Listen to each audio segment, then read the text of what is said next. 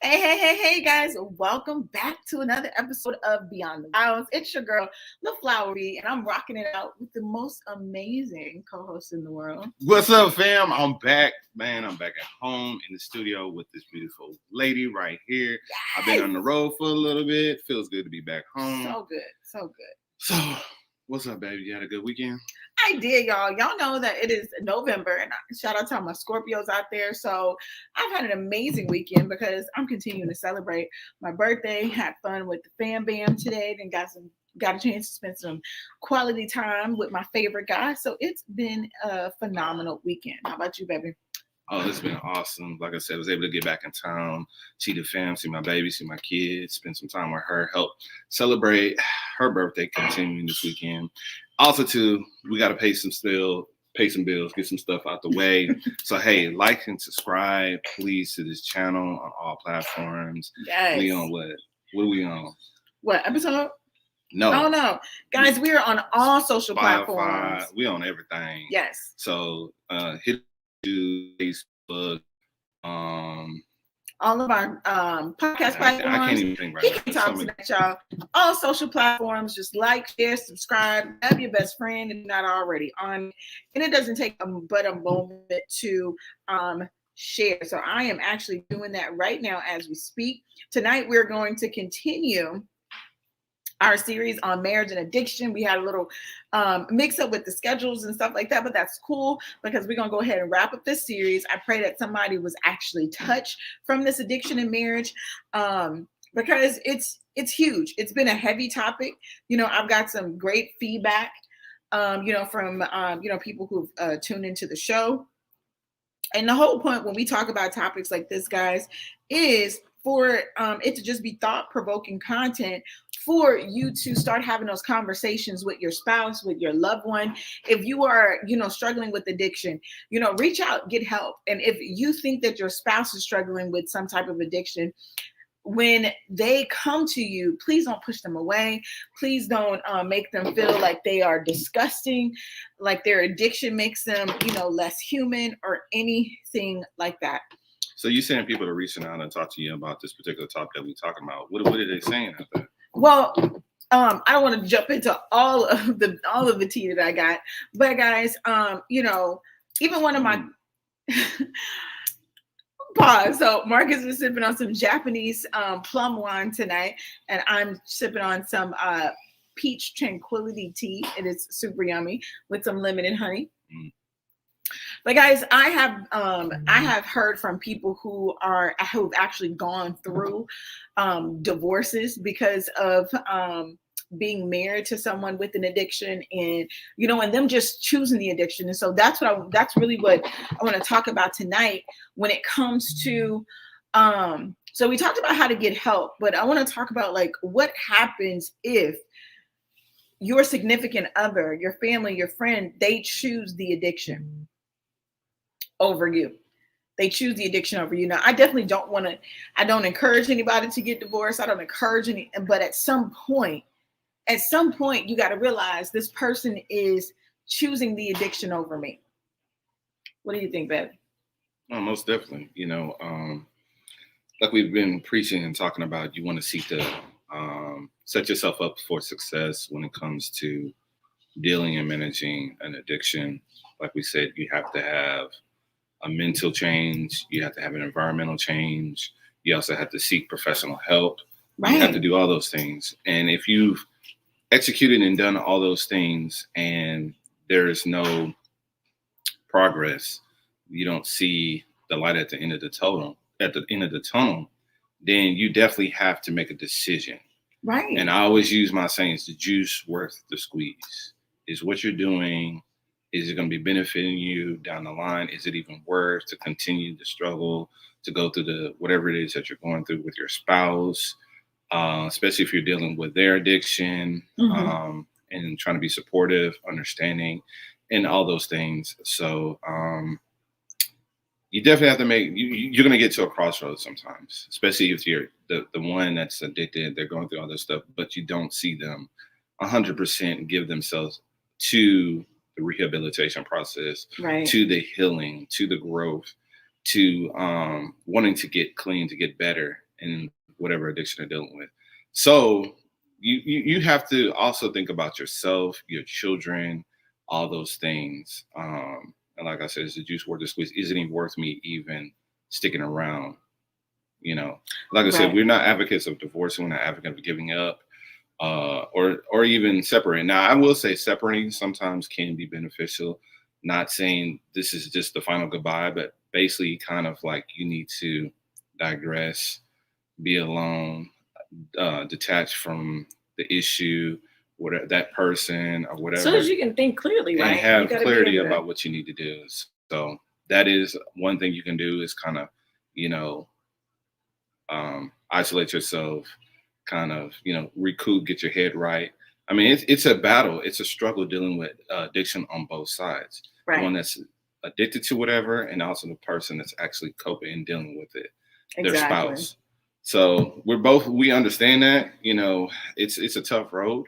I'm sure Flower will speak on, you know, maybe the divorce part of it, but I'm like I said, I'm a big advocate of staying together through thick and thin, especially if you're married, you've already committed and made a vow before God through the best of times and the worst of times. We're going to stick this out. And that includes addiction. So, but at the same point, you have to have your sanity. You have to have a cooperation. You have to have communication and understanding. Right. If you don't have those things, then there's no future with the addiction, especially in your marriage. That's so true. That's so true.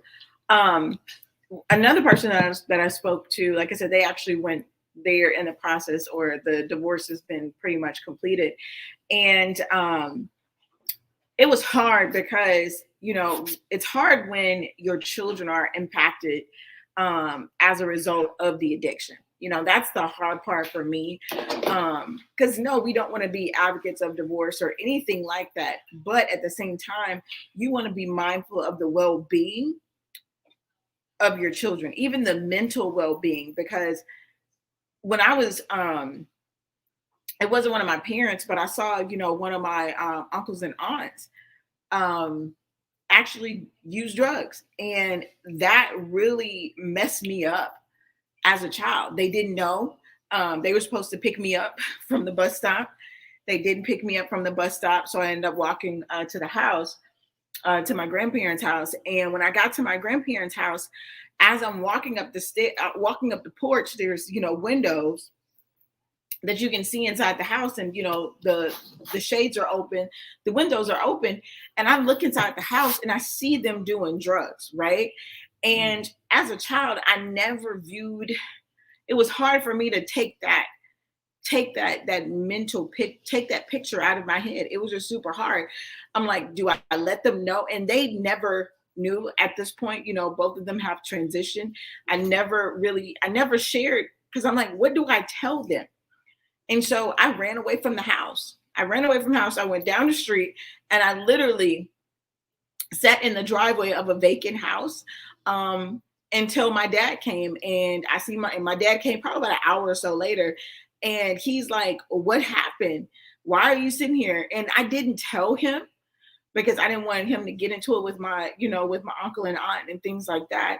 But I do know, seeing that definitely impacted me as a child when it came to any dealings with, you know, certain drugs and things like that. So I said all that to say, you know, if you are someone who is, you know, a spouse of someone who has some type of addiction, whether it's alcohol, drugs, pornography, you know, whatever it is, you know, please be sure that you are looking at the full impact of this addiction and doing everything that you can to get that other person help, to support them. You know, and if it comes to a point where you realize that they do choose the addiction over you and the family, then, as Marcus stated, it may be beneficial for them for it to be some time apart.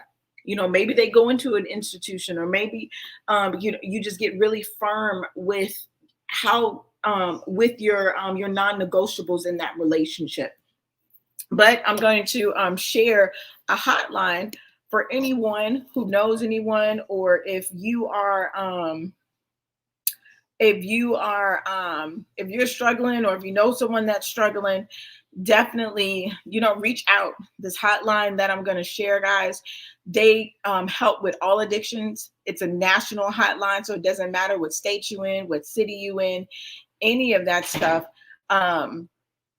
This free national hotline, they are there to help you take that first step, in your journey.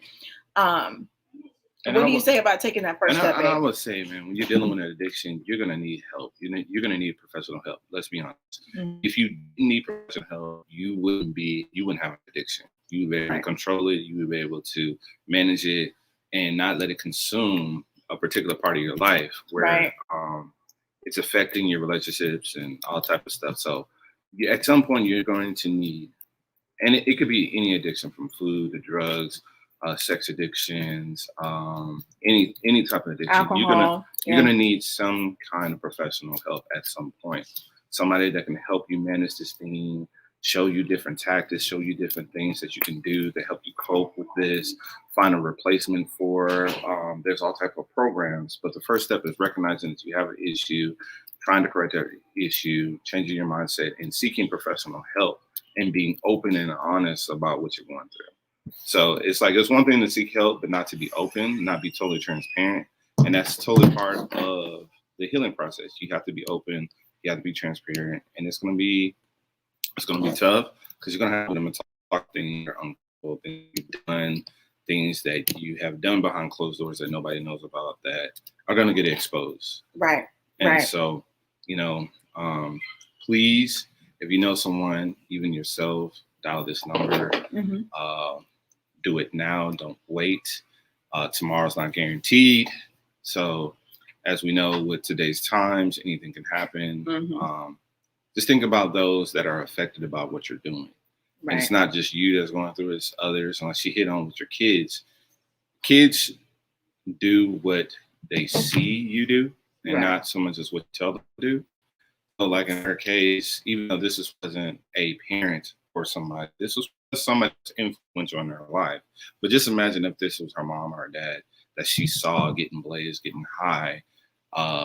And what is that lesson? What is that teaching your child? Versus all the things that you're going to see here, don't do that, don't do this, but they see you taking some kind of substance or abusing a substance, and it's altering your outset, your look, your demeanor, your character, your speech, everything is being affected. How do you think that affects your children?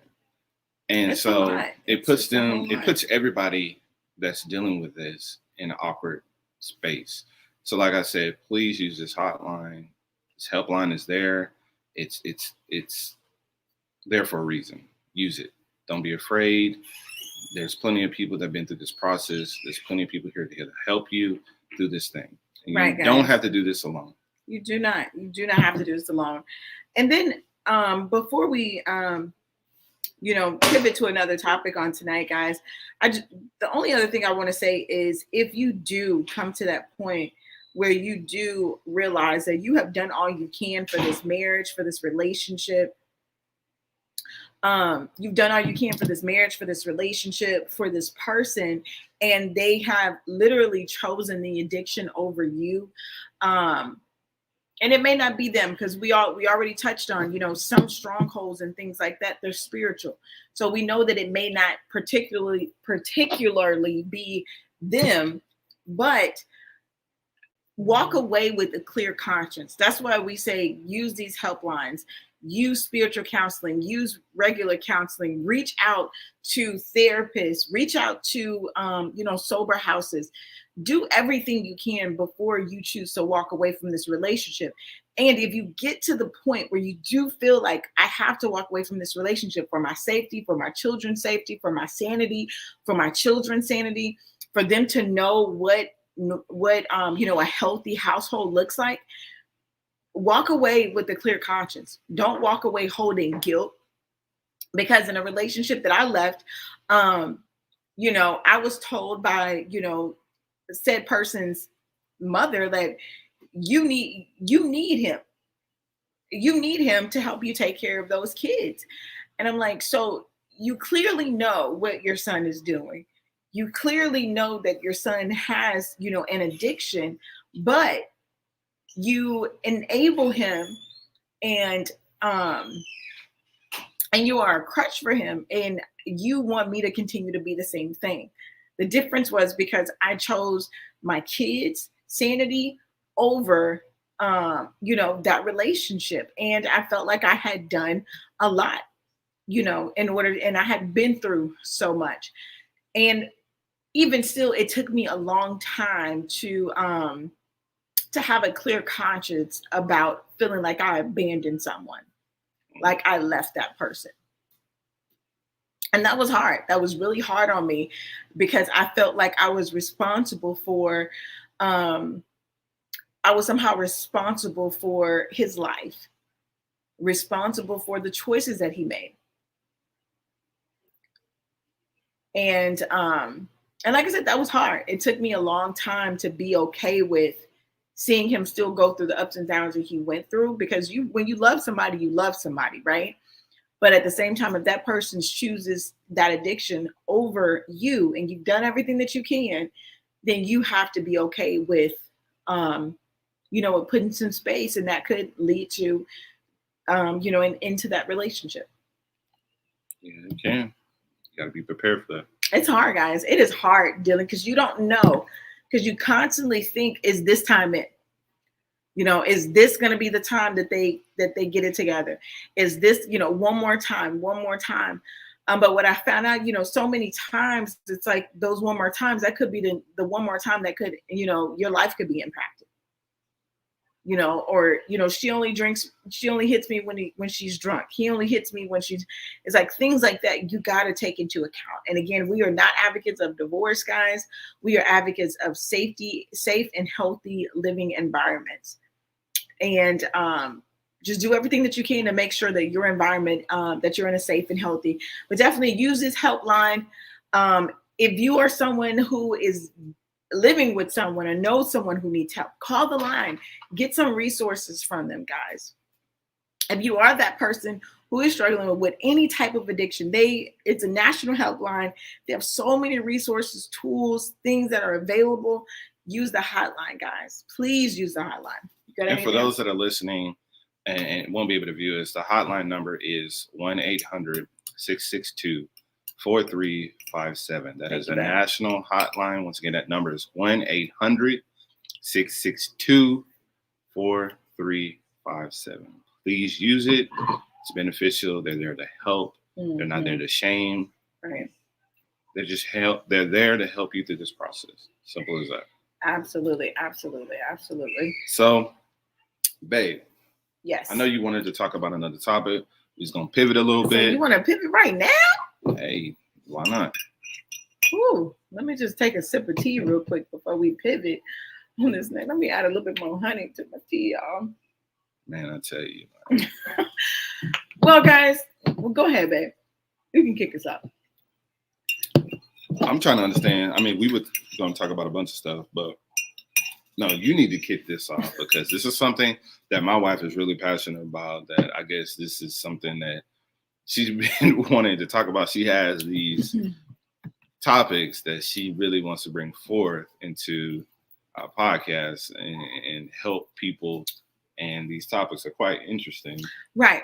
And this one in particular, she definitely wanted to talk about. And yes. So this is, guys, this topic that we're going to be talking about next, this actually is driving me to create a course. Not even a course, almost like a weekend event, to help so many women out there. Because I don't know, it's just because I'm such a woman. I'll say that. I'm such a woman. I'm such a feminine woman, right? Now I can exude masculine energy. I have no problem No problem stepping up, bossing it up, doing what I need to do. I have no problem. However, I think in our society now, we have blurred the lines of masculine energy and feminine energy. You know, how we present ourselves to the world, how we present ourselves to the kingdom of God. I think that, especially for women, I think those lines have become very blurred. Okay. Now, for me, and this is just for me, right? A woman walking around with so much masculine energy leads me to believe that there's something and there's some work that needs to be done, right? There's either some work that needs to be done, or she hasn't experienced the power of her femininity. So let me ask you this, babe. So as we transition into talking about women and feminine energy versus women with masculine energy, how do you as a man feel when you see a beautiful woman, like she exudes, you know, all the essence of a woman, but when you interact with her, all she gives off is masculine vibes?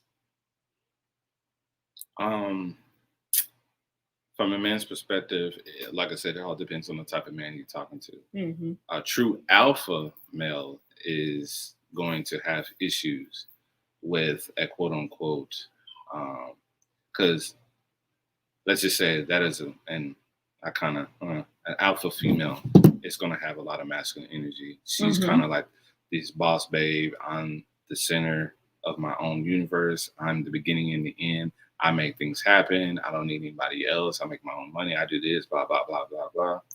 So that can definitely run into a major issue when it comes to a real alpha male. Okay. Now, a beta male, they don't mind that at all. You know what I'm saying? They quite want an alpha female, but pretty much a female that has her own stuff, can run her business and run his business also. Right. But a real true alpha, a real alpha dog, a number one, oh, that's not going. Well, what does that do? Let me ask you this. So what does it do when you meet a woman and she exudes feminine energy? Does it make you feel like she's a damsel? Because I think that's one of the misconceptions of women with feminine energy. You think that you have to appear weak, helpless, like a dumb blonde, all of those things. Like you just have to be like this Barbie doll. But that's not that has nothing to do with feminine energy. No, we want you to be what you were born as, a woman. And to be a woman is to be nurturing, to be soft, to be just feminine in her walk, her talk, how she carries herself. She knows how to handle her business, but in a, how can I say, in a manner that doesn't come across so domineering, so aggressive, so in your face, so bold and brash. But she talks loud, walks off but carries, what's the saying? What? Walks off but carries a big stick. Yeah. That's basically what I'm talking about. But a true alpha male or a man period wants a woman that's feminine. Right. She carries herself a certain way. It's no competition in the relationship. Like, I'm like, dang, like, who wears the pants in this relationship? Like, is she wearing the pants or am I? There should be no question as who is the dominant one. I hate to say dominant, but who is the male in the relationship and who's the female in the relationship. Right, right. There's no question about that. There's no question about that. But I love the fact, like, when you think of masculine and feminine energy, it's almost like a yin and the yang, because both men and women should harness the masculine and feminine energy. It's just that in women, the feminine energy will weigh more than the masculine energy. And vice versa with the men, because you need men to be nurturing, you need men to be caring, you need men to, you know, display some of those, you know, their softer side. So we're not saying completely only women can have feminine energy. No, every individual needs both, right? But women will, your feminine energy should typically outshine your masculine energy. Now, one thing with feminine energy, guys, what I see a lot of women getting it twisted is that you feel that when you have too much feminine energy, that you can't speak your mind. And, you know, that's a falsity that's out there, because we have to speak our mind. Do you remember what you told me a while ago about my voice a couple months ago, or was it last year, where I told you I felt the need to silence myself in our marriage? But what did you tell me about my voice? Your voice matters. It carries a lot of weight, and you have to express yourself, how you feel, what you want, what you're looking for in your relationship, in anything. A woman is not to be secondary. It's not supposed to walk behind, but walk alongside her man, her spouse, or with men. We're supposed to be helping each other. We're a team. Right. This is a team effort. So your voice does matter. And like I said, when you're coming at a man with femininity, he's going to listen to you more. He's going to be more receptive. He's going to be willing to go the extra mile for you when you're not degrading, loud, bold, brash, in his face, very just obnoxious with it, quarrelsome. That doesn't do much. That doesn't move men. That's not how we're designed. We're designed to protect. We're designed to guide, to lead. And to lead somebody, they have to be part of a program, which means they have to be somewhat, and I hate to use this word, but I'm going to say this word. What word you going to say? It's being submissive. Oh, there you go. There you go. Or cooperative. You know, that's part of having feminine energy. I love it. I love it. So the next point is we have to be open to asking for help. So many times we as, you know, women, especially in the world that we live in, we don't want to ask for help. We want to be able to show people that we can do it on our own, that, hey, boo, I got this. Like, I'm good. I'm Gucci. Why do you think that is, actually? Why do you think today's time, since we're talking about this? Because in a lot of time, a lot of belief systems out there cause women to think, I don't need a man. I don't need a man. I might need some good friends, but I darn sure don't need a man. And I can do anything that a man can do. So why would I ask a man for his help? But what we realize when we don't ask for help, guys, it's great to be independent. And I love the fact that I can be independent if I wanted to, but I want to be dependent on my husband. And I want my husband to be dependent on me, right? It's a yin and a yang. It's a give and a take. You complement each other, right? But so many times I see us displaying this masculine energy and not asking for help. We get in our own way. And it causes us to lose time, lose money. When if we would have just stepped back and asked for help, we could have got things done a lot faster and probably cost less, or we could have made more money in the process. Okay. Another thing, guys, and this is what this is interesting, right?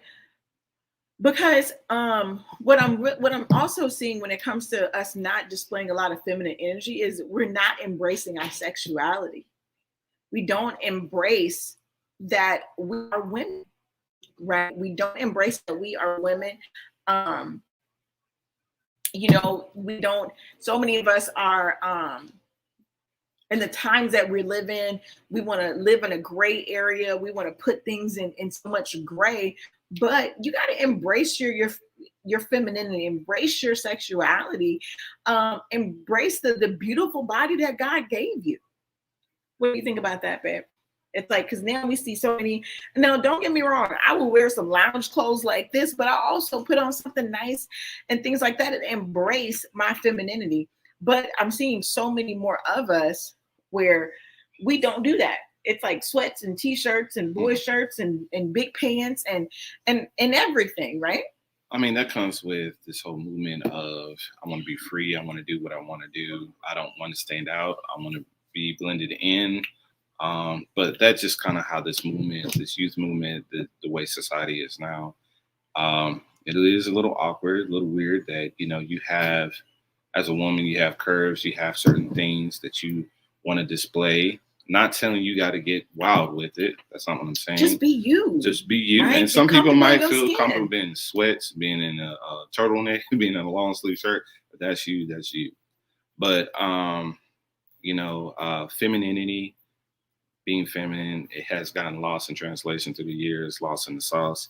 And like I said, certain traits, and like I said, I'm gonna say the difference is there are gonna be certain traits that men have, but the traits that we are attracted to, 9 to 10, because we don't have those traits. They're not our dominant traits. We see those traits in our spouse, particularly for men. For women, we want nurturers. She's sensitive, she's sweet, she's supportive, she's gentle, she's warm, passive, cooperative, expressive, modest, has humility, empathy, you know, affection, tenderness, and all those things. Women are naturally emotional. Men are not. We're not really. Typically, the average man is not an emotional creature. We're not those things. We're type of really. Did thing. you just You know what I'm saying? What was that? And y'all was like us because we're caveman? strong. We're leaders. We're the head. We do things. We're masculine. You know, we exude dominant leadership qualities. You know what I'm saying? So it's like those things that I just said, that is feminine to us. And those are the things that we like and we want to see in our spouse. Absolutely. And I think a lot of those things have gotten lost in translation. You have a lot of movement where, you know, it's, you know, I don't need a man. I don't need a relationship. I don't need this. But if we're talking about biblical things, it's like we're all designed to be in some kind of relationship with somebody, right, of the opposite sex, right. And I think that there's a lot of single women out there, and that's again, this is one of the reasons that drove me to do this upcoming weekend course, first quarter next year, is because I see a lot of the women who are a lot of single women, a lot of women who desire to be wed, who desire to be married. I see this off balance of them exuding so much masculine, and their masculine energy is outweighing their feminine energy. Another thing that we can real quick to just note on that.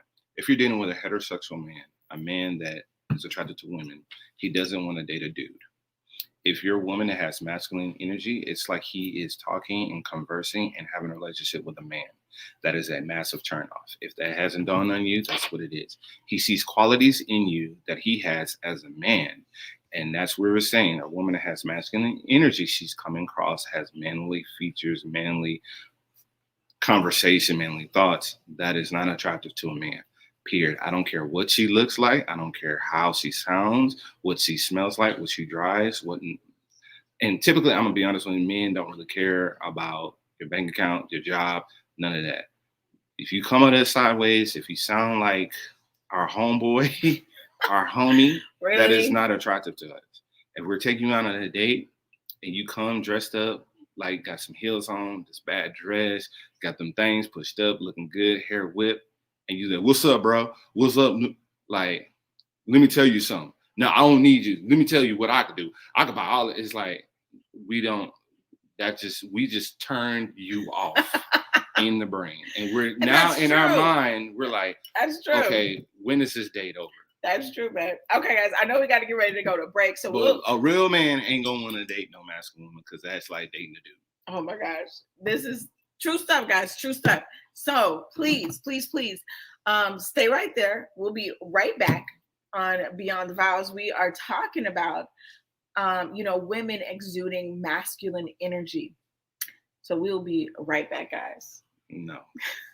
Life is better when you are living on purpose, but many times we get stuck in the rat race and in the mundane task of our day-to-day lives, causing most to lose sight of their purpose. That's why certified life coach, inner healer, and business strategist LaFlower Bowie is here to help you get calibrated to your calling through proven systems, techniques, and resources. Order a copy of her book, Principles to Reposition, to assist you with your journey, or schedule a free clarity session to kickstart the journey. After these sessions, clients have stated they found clarity and opened their eyes to things they had long forgotten. So get social and follow LaFlower on all social media platforms at LaFlower Bowie. And don't forget to mention Stunner Radio sent you. Hey guys, welcome back to another episode of Beyond The Vowz. It's the Bowies rocking it out tonight. And on this half of the show, we have been talking about women with an overpouring of masculine energy. So we just been giving some tips, some real high level stuff. We're not going into too much detail. But the next thing that I want to share is, we should, as women, we should be reclaiming our beauty, reclaiming the word beautiful. And what does that mean to us? It's like, what does beauty mean to you, right? I know in the world that we live in, with so many social platforms and stuff like that, so many of us, we body shame ourselves. We're comparing ourselves. We're trying to drop this, snatch this, lift this, push this, all of that stuff. But really, we should be, doing that time of rest. And you guys know I'm a big component of rest. I'm so excited because I'm about to, take some true sabbatical time and just pause for a little bit, because I need it. My body needs it. And so I said that to say your body will let you know when you need to pause, right? So my calendar was pretty open today, so that I could pause, spend some quality time with family, try to, just really recalibrate and recenter myself. Because if you don't, then your viewpoint of what beauty is and all these other things will be, it'll be tempered by the world instead of by your inner compass. So what do you think about women owning their beauty? It's a necessary thing. It's part of the process of being a woman. It's part of being feminine. You gotta embrace your beauty. It's the whole essence of who you are. Y'all are beautiful, attractive creatures. We love the curves. We love the hair. What if you ain't got no curves? What if you're a part of the It doesn't matter. You're gonna find somebody that's gonna love whatever it is you got going on that little body of yours. You need to embrace it. Right. Own it. Love yourself. Right. And that's I hate the fact, and this is the biggest thing. I know I'm up here scratching it like, oh, you on that booger sugar or something. But I'm just like, I got like a little rash or something from out working. Anyway, that's off topic. But anyways, I'm gonna put some cream on it. I'm gonna put some cream on it. But anyway, the boy itchy. But reclaim your beauty, guys. Reclaim your beauty. It's amazing to see women who are beautiful. Like I said, they say beauty's in the eyes of the beholder, but there are really physically attractive women. And it ain't even about having a big butt, having the big breasts, having what you see on IG or social media. It ain't even about that. It's really about how you feel, how you carry yourself. I've seen some ladies just like my wife who are very beautiful women, but they don't fit the IG model type, the bodies, the look. They don't carry themselves, and they bad because of how they carry themselves. They have an essence of feminine about them. They walk and move in circles. They walk and move in a certain way that demand respect. They demand that you look at them and value them a certain way without having to put everything on display. So I'm saying all that, it's like, love yourself, own what you have. I'm telling you, there's somebody out there that's going to love it. Right. You know what I'm saying? So just be happy with what you have. Don't look at your next sister, this other chick, or this woman down the street. Look at what you have. Work with what you got. You know what I'm saying? And don't be shy about it. You know what I'm saying? Own it. If you're part of the little booty committee, little booties need love too. I hate with you. Bye, it is what it is. Everybody wants to have the big dome. I'm just gonna be honest. They want to have the bad body and all this because this is what you see. And they feel like a lot of women are insecure because of this. If you don't have those things, you're not going to be accepted in society. And I'm here to tell you that is a farce. Don't listen to Very that. true, guys. And the last 2 points, guys, that I want to just briefly touch on tonight. One is going to be reconnecting with your body, like learning how to, like I said, doing those pauses, doing those holy pauses, doing that sabbatical time. Really learn how to listen to your body. Know what your body's going through. Understand if your body is changing after you eat something, right? Understand if your body is telling you that you're missing on something, such as like for me, I realized I wasn't eating as much fiber as I needed to. I realized that last week. I'm like, I'm feeling kind of strange. And I realized I wasn't eating as much greens. Like I wasn't putting a lot of good stuff into my body. And I could tell the difference. I could tell my energy. I could tell me being lethargic. I can tell that even though I'm busy as heck, I still can tell the change in my body, right? So definitely increasing that feminine energy, right, will give you time to connect with your body, right? And then the last point that I want to touch on tonight is, and Marcus is going to laugh, but, you know, part of being a woman is reconnecting with nature, reconnecting with the elements, right? Marcus knows that I will go out and I will ground in a minute. I will be barefoot. I will lay in the grass. I will take a nap in the grass. Like, I love nature. I love water. The kids know I used to take them on nature walks. Like, why is my mama taking me? Because I love reconnecting with the earth, right? But what's one thing that you can do if that's not your thing is at least reconnect with water. When was the last time that you actually took a bath and just soaked in the bathtub? When was the last time that you put candles on or essential oils in the shower and just allowed the steam to just rise up and just, penetrate your pores and all of that good stuff? It is so vital for us to, just connect with nature. Like, put some eucalyptus in your shower and just breathe it in, or just take a long bath. Like, run you some bath water, put some candles, some music, and just take time to reconnect with the elements. Like, I love candles. That's why I started making them. I love candles. I'm out. I need to make some more candles. I love the fire. I love the smell. I love water. I love it. But that's all a part of being feminine, right? And so we just want to touch on that tonight, guys. Look forward to more, shows on femininity and masculine energy versus feminine energy. We're going to talk about what some of these guys need to do to increase their masculine energy, because we have too many beta males out there walking around unbalanced, showing, exuding way more feminine energy than they are masculine energy, right? And which is causing an imbalance, especially for those of us or those of you who are dating and looking to be in serious relationships or marriages that's going to work. It's not going to work like that, because that's out of order. It's out of order. So I know we're going to pivot and jump into our ace metaphor. What ace? Somebody got to tag ace. Hold on for a second.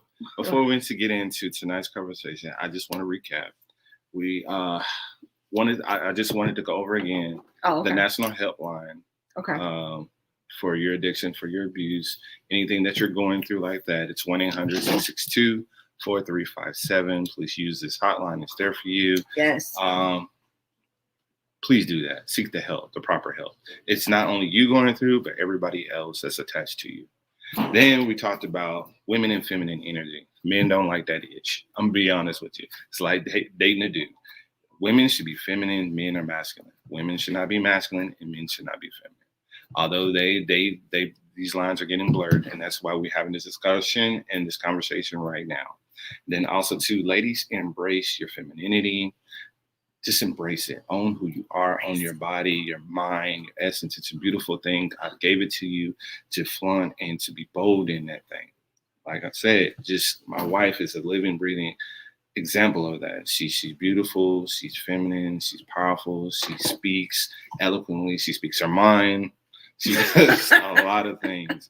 And it's just of like, course I'm gonna speak my mind. to me, Shoot. she is the definition of a boss, feminine woman. You can be a boss babe, as they like to say, but be feminine. You don't have to shame men. You don't have to degrade men and think that you're on a man's level. Be in your own world and let the men be in their world. Okay. So I just wanted to say that. That's what I got out of this. I hope you guys, take a lot from these discussions, and please use that helpline though if you're dealing with that. Please use that. Please. So we're gonna get into tonight's conversations. I got some crazy questions here. All right, hold on. These Ace Metaphor questions. These cards are by Ace Metaphor. Look them up. They're very cool. They have different renditions, different editions of these cards. This is a relationship debates. If you haven't seen our show, typically the last 15 minutes we go over these cards. They have great questions that really thought-provoking and make you go in your relationship or in a relationship scenario. So I got quite a few that's really gonna be like, let's rock it out, Mr. Bowie. All right, there's 5 of these, so hopefully we can get 4. Let's go with number 4. Let's start with 4. Okay, 5. So a woman asked really, a you man, just disregarded a man. Y'all saw this? I said number 4. Straight out. I ain't about that book. Whatever. All right. A woman asked a man to use the money he planned to spend on an expensive date to help her with the bill and suggests they just take a walk instead. He refuses. Who's wrong? And please explain. Read it one more time. A man asked a man to use the money. A man asked a man? I said a woman. I'm sorry. Excuse me. A woman asked a man. Okay. The money that he's been saving up, that I guess she knows about that, for them to go on this expensive date. Like, I guess he gonna take her to Steak 48 or Ruth and Chris. Okay. She's like, instead of you saving up for that dinner, I need the help with this light bill and the cell phone bill. Can you pay that? And we just gonna take a walk in the park. He's like, hell to the no. So who's wrong and why? How you feel about that? Is he wrong or is she wrong? No, if they're just dating, she should have her finances in order, or she should have said something prior to. It like, how does she? I don't know. It's like, how does she even know that he was saving up this money? He probably obviously he mentions it like, hey, I'm saving up. So obviously, I'm gonna say he probably doesn't have a high paying job, and he has to save up a certain amount of money to take her on a date. Like he's probably, or she might have said, oh, I want to go to Steak 48 one day. So he's saving up for, this big bill dinner. And she's like, instead of you saving up, I need you to pay this bill. No, I think that she is wrong. Because you shouldn't, for one, I'm a firm believer. You shouldn't be dating nobody if your finances are not in order. Everybody wrong. I know, but guys, I learned this from my little brother. I low-key thought my brother did not like women. I thought that my brother was. Shout out to the little brothers. He knows this conversations. He knows, but he said, he was like, Flower, I don't want to date anyone until I'm able to really date them. Right? I don't like. He's like, what do I have to offer anybody? Being, this broke college student. Sex and being intimate, that's gonna be there. But what do I have to offer anybody right now? Facts. Nothing. Facts. Nothing but some heart and some bubble gum. As who said that? Mike Jones? Whoever said it. But he's like, that's all I got to offer. So with that mindset, now that's how I'm teaching my kids. And I hope they follow that as adults. But I'm gonna say the old girl was wrong. What you think? So I've been in these type of situations before. So if I got me a little 10-hour paying job, $10 an hour paying job, and I'm up here hustling. I know y'all like, damn, $10. That's all y'all heard was a $10. Like, man, that nigga broke. But anyway, so if I'm supposed to say the N-word. I think so. I'm saying he make it $10 an hour. You're like, dang, he broke already. But anyway, you're dating me, so I must not be that real. So anyway, so in this scenario, if I'm saying, hey, I want to take you out, and I want to, she's made statements that she want to go to a certain restaurant. I know it's expensive. I know I got to save up for this thing. But if she comes to me and say, hey, instead of taking me out, can you pay this bill? And we're dating. I had no problems with that. That's one less thing I got to do. I ain't got to take you out. So you would give her the money for the bill? Yeah, so I ain't taking out the dinner and the bill. You think he was wrong for not giving her the money? No, I think it's either or. Me personally, I would have been like, she said she wanted the bill. If we're dating, this ain't no new shit. I'm saying if we've been dating for a while and she's like, hey, instead of this, I need you to help me with this. I would say let's go half. I'm like, cool. Let me back up. I would say I ain't taking you if this is somebody that you care for, maybe if something happened with their financial situation, I would say, you know what, babe, I'll go half on the bill with you. But I'm not. Maybe I still want to go to Steak 48. Maybe I still want. You can't have both, bro. I'm just saying. All right, what's the next one? I'm just saying. I wouldn't have a problem. No, I'm not giving you all this money because I wasn't spending all the money on you. I was gonna benefit from this. Is probably one, and this might hit a nerve for some people. Let us know if this has happened to you or anything like so. Your significant other wants more kids, and your significant other doesn't want more kids, and you do. Is this something you would end a otherwise healthy relationship over? I was actually in a situation. My ex-husband, he wanted more kids, and after he cheated on me, or was this before the cheating? I mean, it was cheating the whole time. But anywho, technically we only had one child together, and he wanted another child, and I refused to give him another child. It didn't end the relationship didn't end over not having another child. And I really didn't think a lot about it. I just knew that no, I'm not doing it. What do you think? So this says, and I always pay attention to what the card says. It says your significant other doesn't want more kids. So y'all already got kids, or one of y'all have kids. So there's already kids in the picture. It's not like they don't have kids. So you have children. Right. They just don't want it anymore. It would be a little disappointing to understand that they don't want to have any kids. If we already have kids, then we already have children. That's a blessing in itself. So the fact that my spouse may not want another one, yeah, it'd be a little disappointing, but that's not a deal breaker to say, oh, I'm ending this relationship because she doesn't want to have any more babies. Especially as a guy, as a man, and your wife doesn't want to have it because maybe she had difficulties. That is a whole process of carrying a child.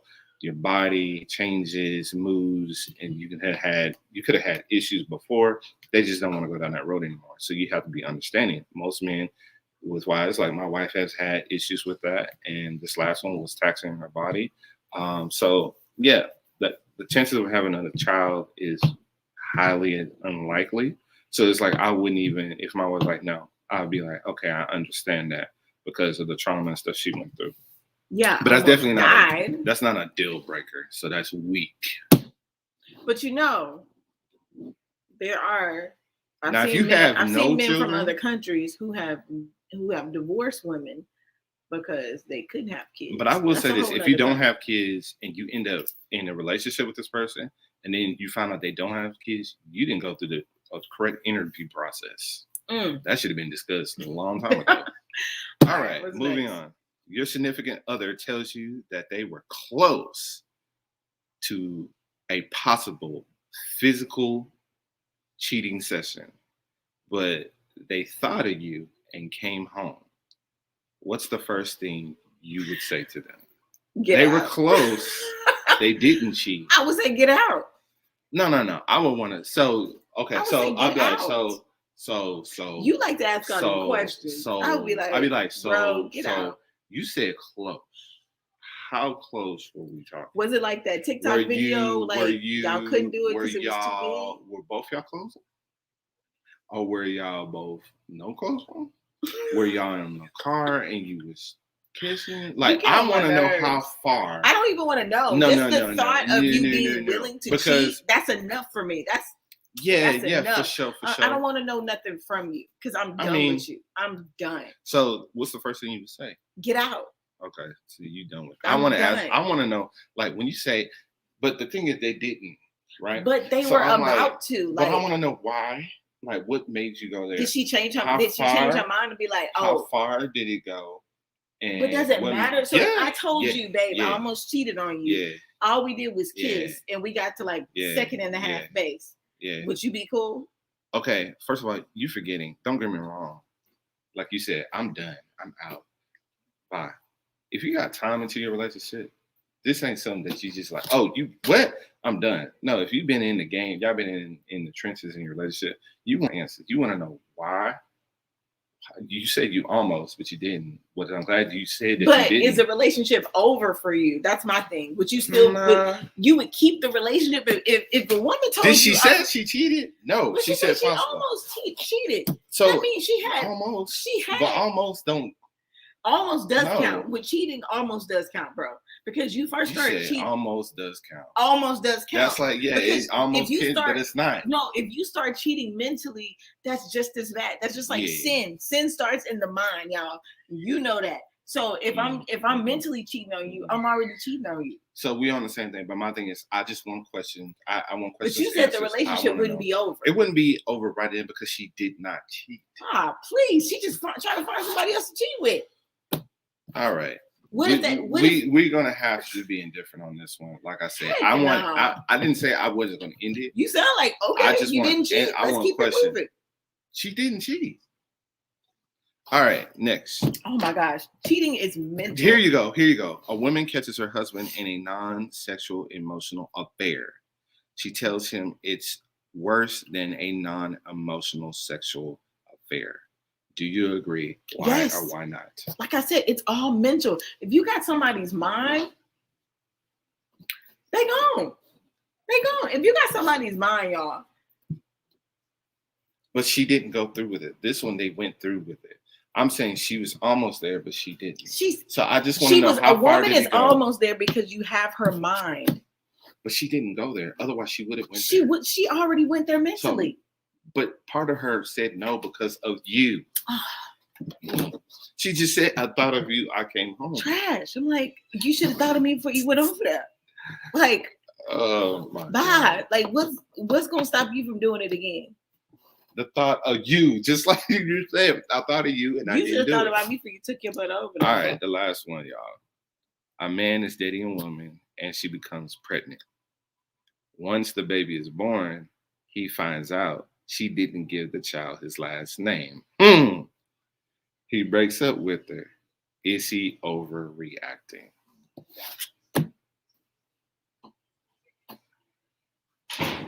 I think he is overreacting. Why? Well, it's his name. Mind you, they had a good eight months. It's his 7.5, 8 months to talk about this. It's his baby. Why would a woman not give her the baby's last name? Why would y'all do that? Because you didn't marry me. Okay. So the child is gonna have my name. Oh Lord, y'all, Riley is cutting up. But yeah, you didn't marry me, so the baby's having my last name. So he's well within his rights to say deuces. Really?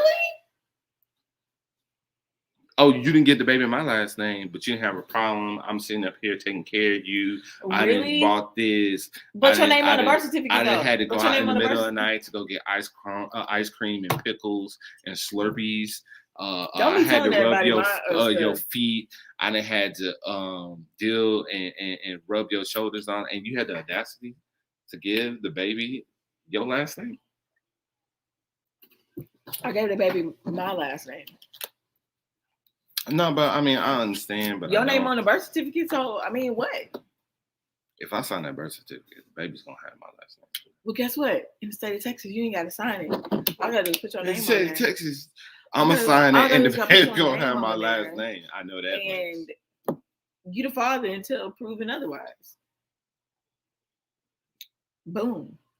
So we don't have that problem, so we marry y'all. Thank y'all. That wraps up our questions, our conversation pieces tonight. Hope y'all enjoyed those. Like I said, these are about 8 metaphors. Look them up. They got different renditions. This is relationship debates. They got some steamy ones that I wanted to go over, but man, we got to keep it straight. Yeah, we got to keep it PG-13. I don't know. What you think about getting on Clubhouse? What you think about taking? I have no dealings with COVID. I don't even know what that's like. So thank you guys for jumping on here. No, but you know what Clubhouse is, right? Yeah, for sure. So I was saying, what do you think about having some of our after dark conversations on Clubhouse, like telling everybody to come on over and join our room on Clubhouse. Yeah, Clubhouse for sure. Thank you guys for joining our show. Disregarding me. I hope y'all enjoyed. Did y'all see this? Content. Oh, we're gonna have to have a nice conversation. The after information we went over today. This is great stuff. We thank y'all for joining us. And we wrapped up our addiction and marriage series. Hope y'all was able to learn some stuff, get information, hit up that 1-800 hotline. My wife wanted to address the masculine energy thing with the ladies. Y'all definitely we're gonna address the super alpha energy too. So it ain't gonna address that. It is what it is. Oh yeah, we are. But love you guys. Hope you guys will join us next weekend. Yes, guys. And remember, never settle. I had a lot of more stuff. Remember, hopefully we can bring in some guests and have some more topics coming in and some more great content for y'all. Oh, he's on one tonight. This is what happens when you come back home in the studio. I already did my part. Good night, guys. Never settle. Always take it to the next level. Until next time, peace. Good night, guys.